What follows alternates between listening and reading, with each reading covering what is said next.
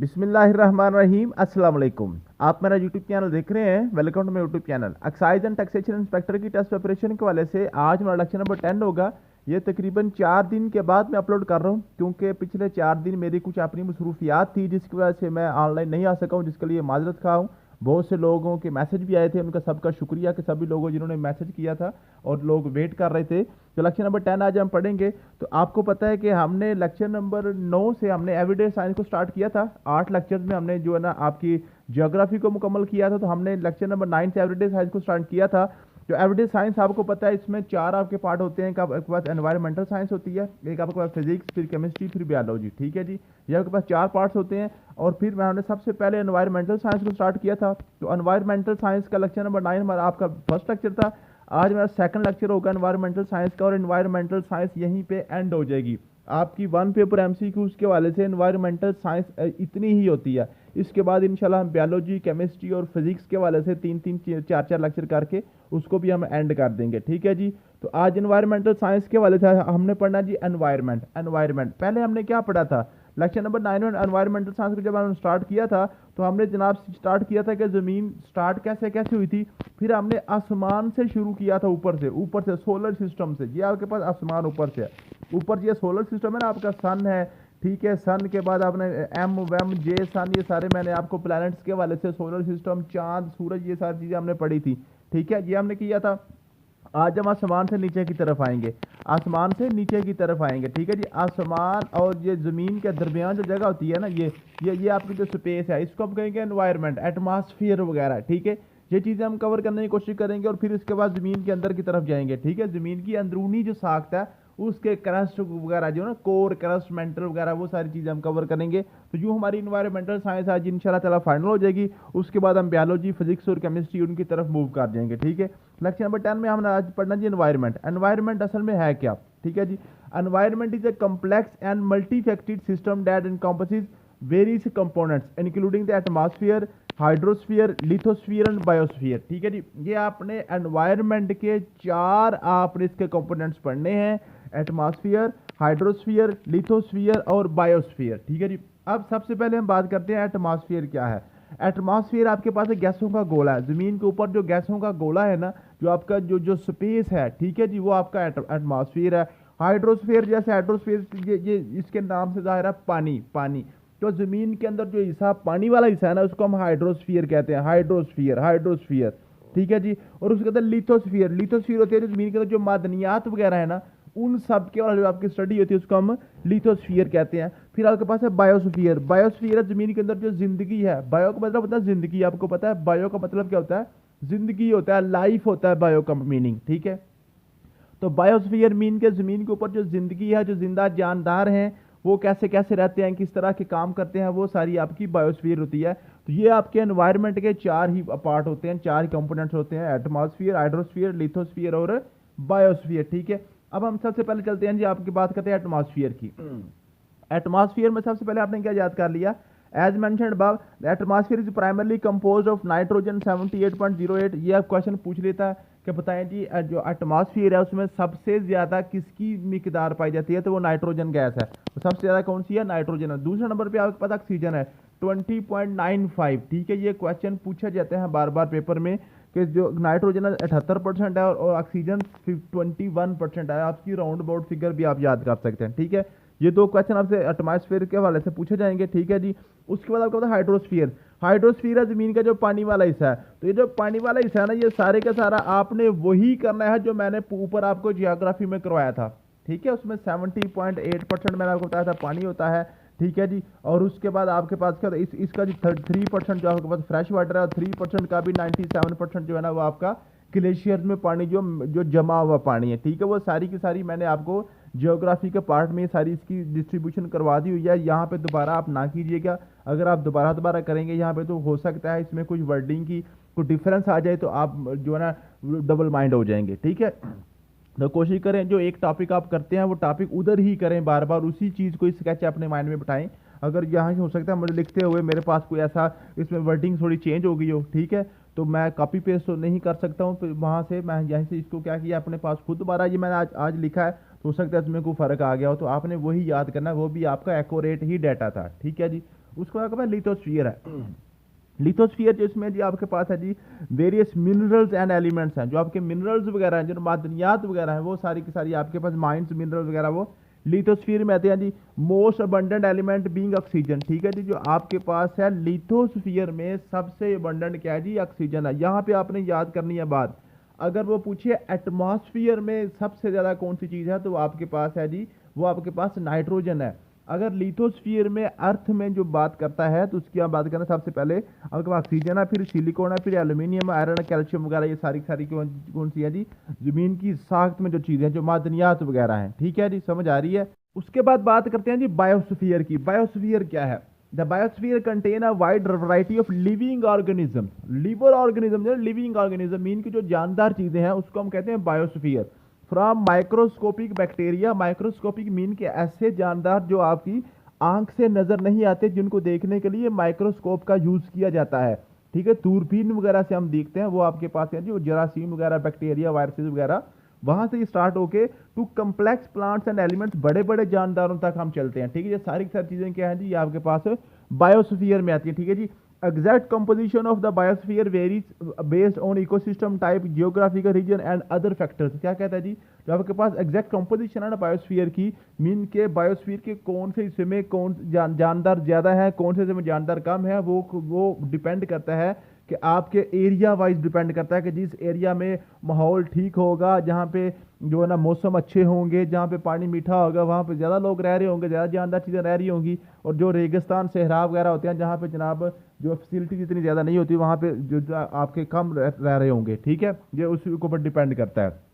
उसके बाद आपके पास है जी, ये आपके पास ये नीचे मैंने जो लाइनें 4-5 लिखी हुई है ना, ये सारी सारी लाइनें वो हैं जो आपके पेपर में क्वेश्चन की जो बनी हुई हैं, जो आपके एनवायरनमेंट के वाले से जो क्वेश्चन पेपर में बने हुए हैं ना, वो ये वर्डिंग मैंने लिखी हुई है। Surrounding of an organism which effect the life are called environment, ये क्वेश्चन पूछा गया, ठीक है जी। जो आप कोई भी जानदार है, कोई भी ऑर्गेनिज्म है, उसकी जो सराउंडिंग है, उसकी जो सराउंडिंग है, जो उसके जो इर्द गिर्द चीजें हैं, जो उसके जनाब इर्द गिर्द चीजें हैं ना जी, जो उसके इर्द गिर्द चीजें जो इसकी जिंदगी को मुतासर करती हैं, वो क्या कहलाती हैं, वो एनवायरनमेंट कहलाती है। ये क्वेश्चन पूछा गया था, ये सारी लाइन दी गई थी। और ये जो एनवायरनमेंट है ना, ये वो ऑप्शन में लेके गया था, उसको लेके दिया था एनवायरनमेंट, हैबिटेट, कम्युनिटी, वर्ड, ये सारी चीजें यहाँ पे ये ऑप्शन में लिखे हुए थे, ठीक है। ये आपने क्लियर कर लेना है। उसके बाद आपके पास नेक्स्ट क्या है जी, ecosystem found by interaction of living and non living things, ठीक है। ये क्वेश्चन इकोसिस्टम के वाले से पूछा गया था कि इकोसिस्टम क्या होता है। इकोसिस्टम वो है जिसमें जानदार और बेजान दोनों चीजें इकट्ठी रह रही होती हैं। जानदार और बेजान चीजें दोनों इकट्ठी हैं। जैसे फॉर एग्जाम्पल आप अपने घर में रह रहे हैं, तो घर के अफराद सारे जानदार हैं, घर के अंदर फर्नीचर भी होगा, घर के अंदर जनाब कोई मोटर पंप वगैरह, एसी, पंखे, सारा कुछ, लाइटें वगैरह, वो सारी की सारी बेजान चीजें हैं। जो जानदार और बेजान चीजों का जो इकट्ठ होता है, जो आपस में इकट्ठे मिलकर रहते हैं, एक दूसरे के ऊपर डिपेंडेंट होते हैं ना। देखे ना, जानदार चीजें जो है ना, वो बेजान के ऊपर डिपेंडेंट होते हैं, ठीक है। जैसे पंखा है, पंखा बेजान है, तो जानदार चीज पंखे से फायदा ले रहे होते हैं, ठीक है। अगर पंखा ना हो तो उसको हवा कहाँ से आएगी, अगर एसी ना हो, एयर कंडीशन ना हो, या फ्रिज ना हो, तो पानी ठंडा कहाँ से पिएगा। और इस तरह जो फ्रिज है, अगर फ्रिज जनाब वो भी इंसान के लिए, अगर इंसान ही ना हो तो फ्रिज को ऑन ऑफ कौन करेगा। फ्रिज की जो क्वालिटी है, जो फ्रिज के अंदर जो उसका फंक्शन है, वो कैसे होगा, उसको बिजली ही ना दी जाए, ठीक है। ये आपको होता है इकोसिस्टम। उसके बाद आपके पास है जी बायोटिक। बायोटिक कहते हैं, बायो यहाँ पे है ना, जहाँ भी बायो का लफ्ज आ जाए ना, बायो का BIO, बायो का मतलब होता है लाइफ, यानी कि जिंदगी, ठीक है। Biotic part of ecosystem makes community, ठीक है। जो कम्युनिटी होती है ना, वो आपके पास क्या है, जो जानदार चीजें हैं सब उनको इकट्ठा कर ले तो आपके पास कम्युनिटी होती है। जैसे देखें, ये आपके पास सारा एनवायरनमेंट है, ठीक है जी। अब एनवायरनमेंट में क्या है जी, कुछ जानदार चीजें हैं, कुछ बेजान चीजें हैं। जब जानदार और बेजान दोनों को इकट्ठा जमा करें तो आपके पास क्या बन गया जी, इकोसिस्टम बन गया। अब सिर्फ जानदार की बात करें तो फिर आपके पास कम्युनिटी बन जाएगी। सिर्फ जानदारों की बात करेंगे तो फिर क्या होगा जी, कम्युनिटी बन जाएगी। अब जानदारों में भी आपके पास मुख्तलिफ किस्म के जानदार हैं उसमें परिंदे भी हैं, जानवर भी हैं, पौधे भी हैं, इंसान भी हैं, दरख्त भी हैं, माइक्रो ऑर्गेनिजम्स भी हैं। तो जो एक जैसी चीज़ें हैं ना, जैसे इंसान है, तो इंसान एक जैसी जो जानदार चीज़ें वो सारे मिलकर क्या बनाते हैं जी, पॉपुलेशन बनाते हैं। वो क्या बनाते हैं, पॉपुलेशन बनाते हैं। ये अपने क्वेश्चन याद कर लेने हैं, ठीक है। सारे के सारे जानदारों को मिला लें, उसमें परिंदे, चरिंद, परिंद, हैवानात, नबातात, सारा कुछ इकट्ठा कर लें तो आपके पास कम्युनिटी है। अब उनमें से किसी एक टाइप को आप इकट्ठा कर लें, तो वो क्या होगी, आपके पास पॉपुलेशन होगी, पॉपुलेशन। और जिस जगह पे भी कोई भी जानदार रहता है उसको हम हैबिटेट कहते हैं, उसको हम क्या कहते हैं जी, हैबिटेट कहते हैं, हैबिटेट। अब हैबिटेट की कौन कौन सी एग्जांपल्स, आपके पास पोंड है, पोंड यानी कि तालाब में बहुत सी जानदार चीज़ें रहते हैं, मछलियाँ वगैरह, कीड़े मकोड़े, सांप बिच्छू वगैरह, वो पोंड वगैरह में रहते हैं। एक्वेटिक डेजर्ट्स हैं, रेन फॉरेस्ट वगैरह, सारी सारी चीज़ें क्या हैं जी, ये डेजर्ट वगैरह में आपको पता है सहराओं में भी कुछ चीज़ें रहती हैं, और रेन फॉरेस्ट जहाँ पे हम रह रहे हैं, ठीक है, सारी सारी जो आपके पास चरागाहें हैं वो सारी सारी हैबिटेट हैं, ठीक है जी। तो ये आपके पास हो गया जी बेसिक जो इंफॉर्मेशन एनवायरनमेंट के वाले से। इसमें यही क्वेश्चन बनते हैं जो मैंने आपके साथ डिस्कस कर दिए, मेरे ख्याल में इससे बाहर आपका क्वेश्चन नहीं आएगा। उसके बाद आपके पास आता है एटमॉस्फेयर। एटमॉस्फेयर क्या है, ठीक है जी। एटमॉस्फेयर को हमने बड़ी डिटेल से पढ़ना है। एटमॉस्फेयर जो है ना, जो ज़मीन की सतह से लेकर आसमान के दरमियान जो आपके पास खाली जगह है ना, जो गैसों का गोला है, वो एटमॉस्फेयर है। अब एटमॉस्फेयर की लेयर्स के वाले से क्वेश्चन बार बार पूछता है। उसकी 5 लेयर्स हैं। जो एटमॉस्फेयर है हमारा, जो हमारे पास जो हवा का गोला है, जो स्पेस है, उसकी 5 लेयर्स हैं। पांचों लेयर्स की आपने तरतीब याद करनी है। ये मैंने एक लफ्ज़ लिखा हुआ है, ये एक लाइन लिखी है, thank you, thanks so much the X, thanks so much the X, या thank you so much the X पढ़ लें फिर भी ठीक है, ठीक है। और T for troposphere, S for stratosphere, M for mesosphere, T फिर आ गया टी फिर थर्मोस्फियर, और E X for exosphere, exosphere, ठीक है। ये मैंने आपकी पांचों की पांचें ये जो लेयर्स है ना, इनको आपने तरतीब से याद करना है, क्योंकि वो पूछता है कि बताएं जी जो एटमॉस्फेयर की फर्स्ट लेयर कौन सी है, सेकंड लेयर कौन सी है, थर्ड लेयर कौन सी है, आखिरी लेयर कौन सी है, सेकंड लास्ट लेयर कौन सी है, ठीक है।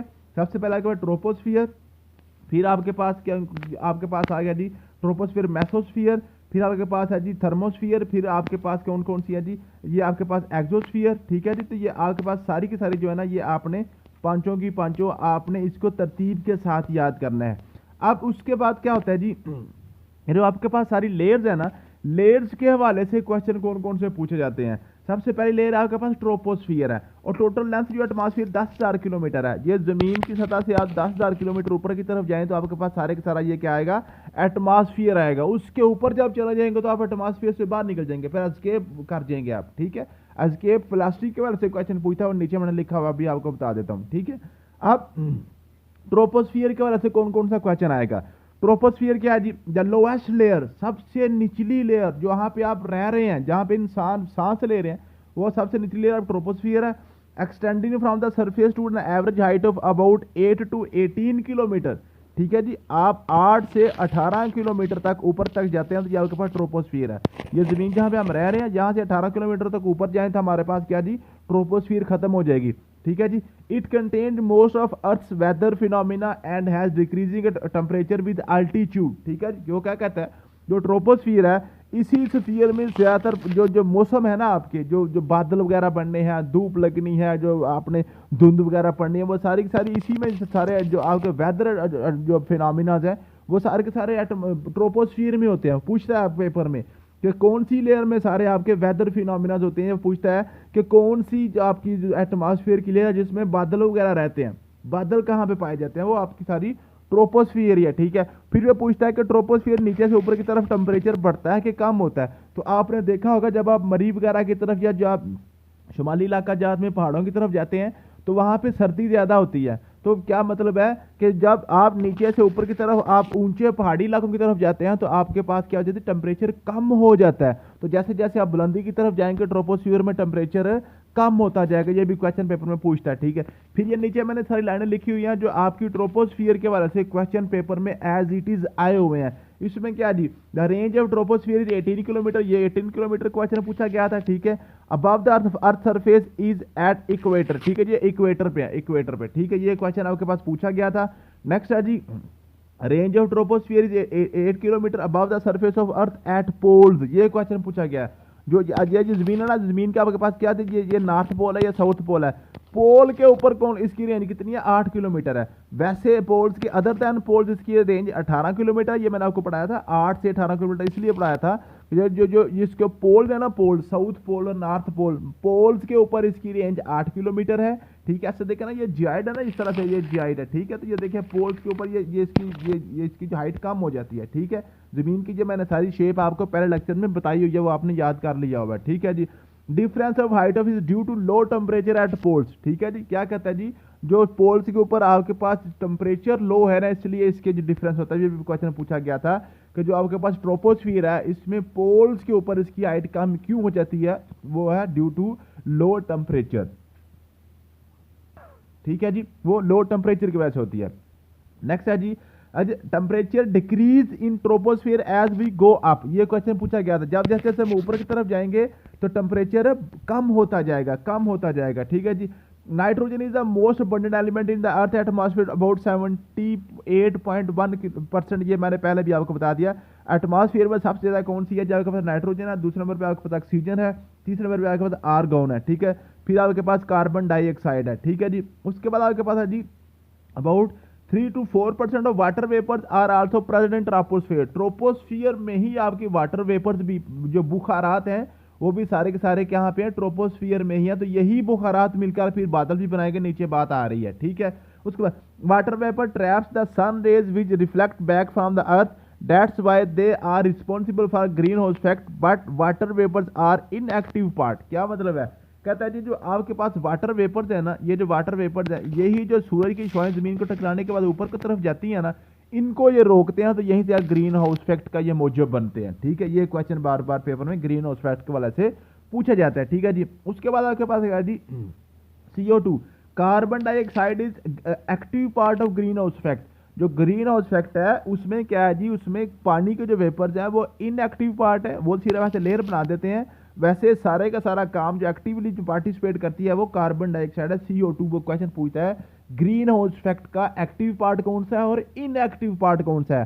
जो वाटर वेपर इनएक्टिव पार्ट है और CO2 यानी कि कार्बन डाइऑक्साइड आपके पास क्या है जी, एक्टिव पार्ट है। नेक्स्ट आपके पास क्वेश्चन है जी the point way temperature is maximum troposphere is called tropopause. ठीक है, ये भी क्वेश्चन पूछा गया। ट्रोपोपाज भी इसको पढ़ते हैं, ट्रोपोज भी पढ़ते हैं, जो बढ़ती है पढ़ लें। ठीक है, ट्रोपोपाज ही पढ़ लें। ठीक है, जहां पे ट्रोपोस्फियर का टेम्परेचर मैक्सिमम होता है वो ट्रोपोपाज कहलाता है। वहां पे ट्रोपोपाज मीन के ट्रोपो का वक्फा, यहाँ पे जना इसके बाद टेम्परेचर कम होना शुरू हो जाएगा। ठीक है, क्लाउड्स क्या जी, जो बादल है, clouds are formed in the troposphere. Troposphere में ही क्लाउड्स बनते हैं, बादल बनते हैं। Water vapours are combined due to dust particles, ये आपस में इकट्ठे हो जाते हैं।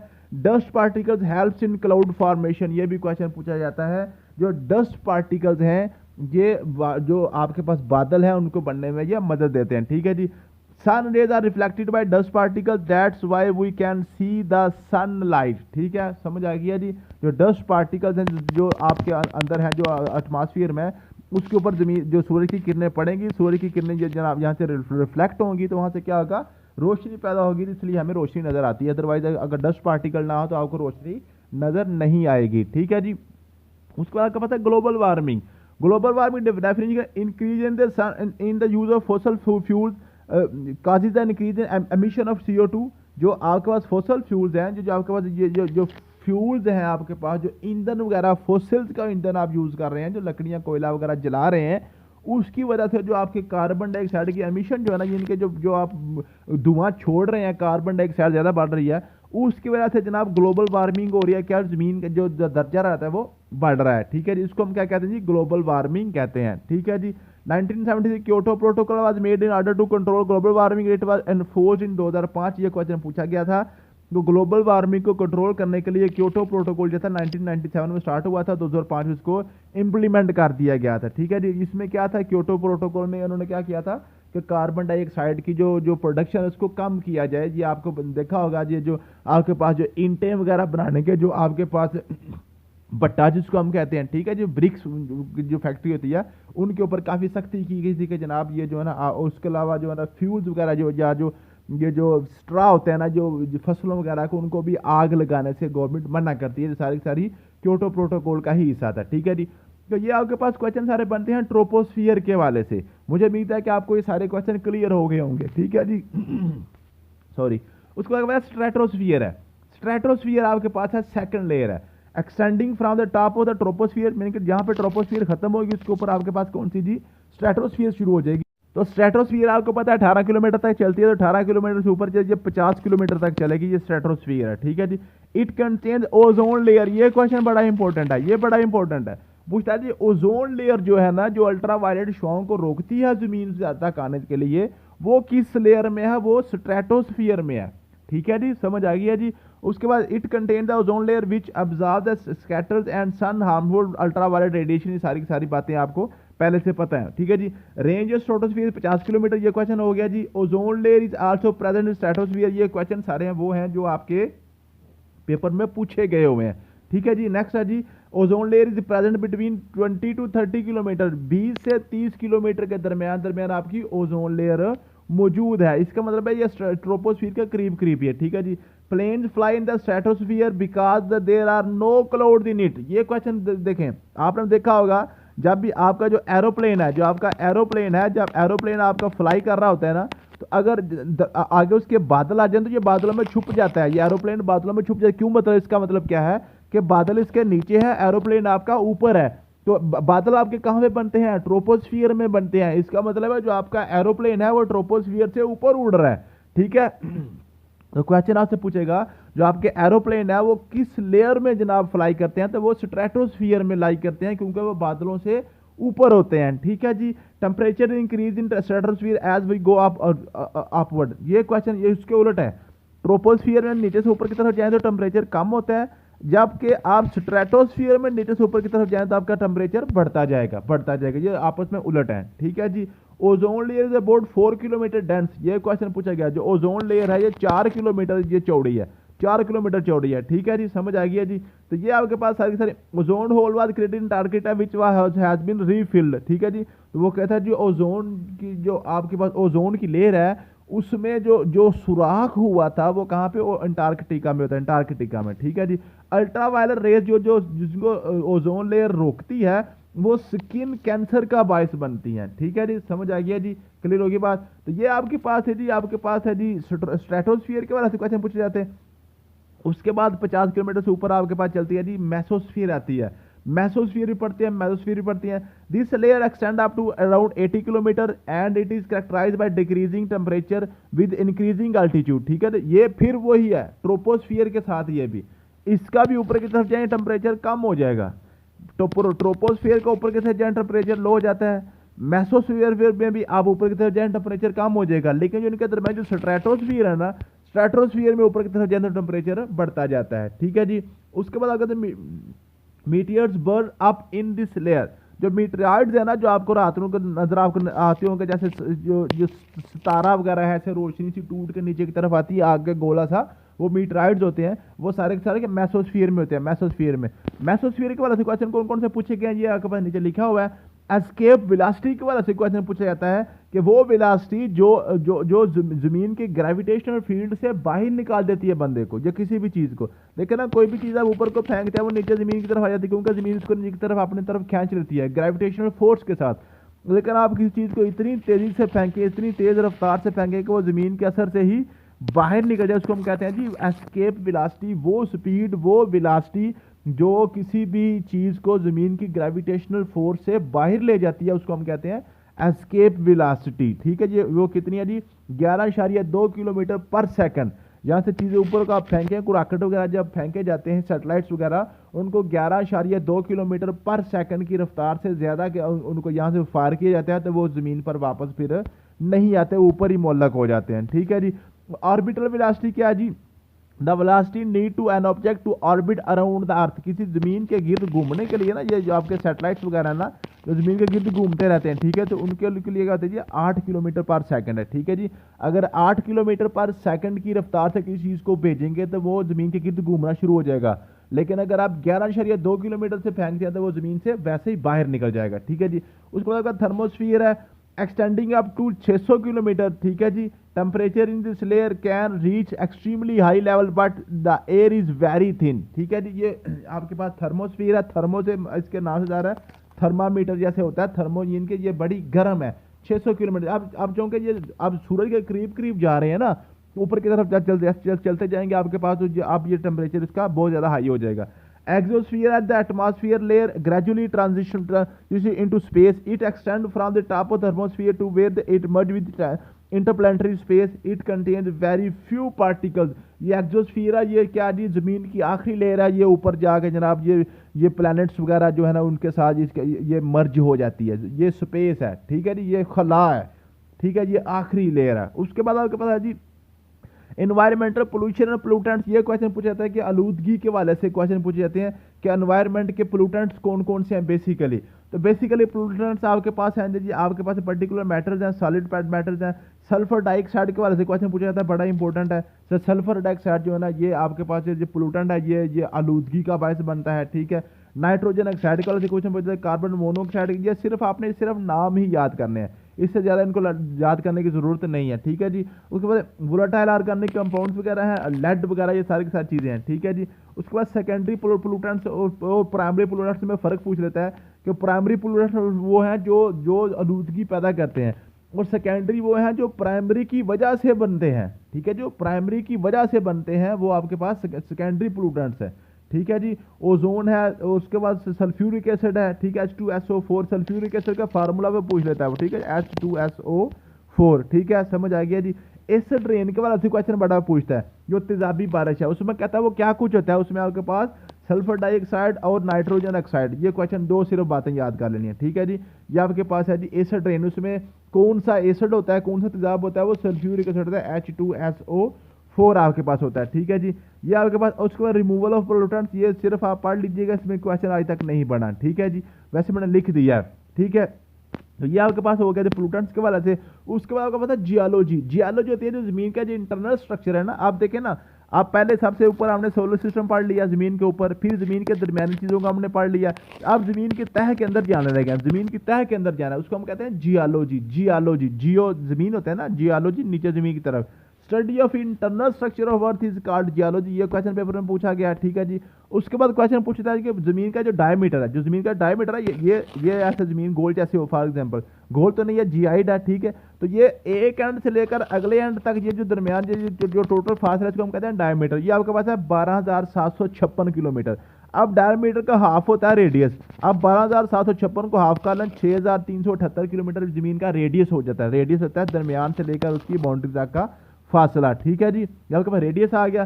सरकमफेरेंस क्या, सरकमफेरेंस है ये जमीन के, ये जमीन है ना, जमीन की आपने इसकी सरफेस के ऊपर ऊपर ऐसे इसके गिर्द पूरा चक्कर लगाने के लिए 4,075 किलोमीटर है। ये भी क्वेश्चन पूछा गया। ये जमीन की जियोलॉजी के वाले से ये 3 क्वेश्चन अभी तक मुझे नजर आए हैं जो पास पेपर में आए हुए हैं। वैसे हमने क्या करना है जी, केमिकल स्ट्रक्चर ऑफ अर्थ, अर्थ का जो स्ट्रक्चर है वो इसमें 3 चीजें हैं जी, क्रस्ट है, मेंटल है और कोर है। क्रस्ट क्या है, क्रस्ट ऊपर जो मट्टी जमीन के ऊपर है, ऊपर ऊपर जो आपको मट्टी नजर आती है वो आपकी क्रस्ट है, ठीक है जी। क्रस्ट में जब 46% आपके पास ऑक्सीजन होती है। अब ये क्वेश्चन आपने बार बार याद करना है। ये जो आपके पास एनवायरनमेंट है ना, ऊपर जो हवा में सबसे ज्यादा नाइट्रोजन है, लेकिन जो जमीन की जो सतह है ना, जो जमीन की तह है, उसमें सबसे ज्यादा ऑक्सीजन है, उसमें सबसे ज्यादा क्या है, ऑक्सीजन है। उसके बाद जो क्रस्ट है ना, क्रस्ट 0 से 70 जमीन से नीचे की तरफ 70 किलोमीटर तक चले जाए ना, तो ये आपके पास क्रस्ट है। ये सारे का सारा क्या है जी, आपके पास एरिया क्या है जी, क्रस्ट है, क्रस्ट क्रस्ट, ठीक है जी। Continental crust of compose silicon और एल्यूमिनियम, ठीक है जी। सिलिकॉन और एल्यूमिनियम को सियाल से याद कर सकते हैं, ठीक है जी। सिलिकॉन और एल्यूमिनियम ज्यादा है इसमें, ठीक है जी। Continental crust is in solid state. ये जो आपके पास क्रस्ट है ना, ये सारी सॉलिड है, इसमें किसी किस्म का आपको कोई जो है ना, ये पानी वगैरह या जो इसमें जो है कोई हवा नहीं नजर आएगी, सारी की सारी सॉलिड है या मिट्टी है, ये पहाड़, ये पत्थर वगैरह होंगे, ठीक है। ये क्वेश्चन पूछे जाते हैं पेपर में बार बार, ठीक है जी। ऑक्सीजन जो most abundant element in earth crust, ये क्वेश्चन पूछा गया है। Silicon is second most abundant element, ये क्वेश्चन पूछा गया है। Aluminium is most abundant metal in earth, ठीक है जी। जो एलिमेंट और मेटल में ये आपने फर्क याद कर लेना है, ठीक है। जो एलिमेंट है वो ऑक्सीजन है, और जो मेटल है वो आपके पास एल्यूमिनियम है, जो सबसे ज्यादा पाई जाती है, ठीक है। फिर वो पूछता है आयरन कितना है, आयरन 5% है, 5% आपके पास आयरन है, ठीक है जी, समझ आ गया जी। फिर उसके बाद सिलिकॉन इज नाइदर मेटल और नॉन मेटल इज मेटलाइड, ठीक है। जो सिलिकॉन है ये तो मेटल भी नहीं है और नॉन मेटल भी नहीं है। मेटल और नॉन मेटल में क्या फर्क होता है वो हम केमिस्ट्री जब स्टार्ट करेंगे वहां पे आपको इंशाल्लाह मैं मेटल और नॉन मेटल का टॉपिक भी करवा दूंगा, ठीक है जी। नेक्स्ट आपके पास आ गया जी, ये आपके पास मेटलाइड्स आ गया जी। Is the element which can behave both as metal and non metal, ये मेटलाइड की डेफिनेशन आ गई, ठीक है जी। ओशनिक क्रस्ट क्या है जी, ओशनिक हैज हायर डेंसिटी, ठीक है जी।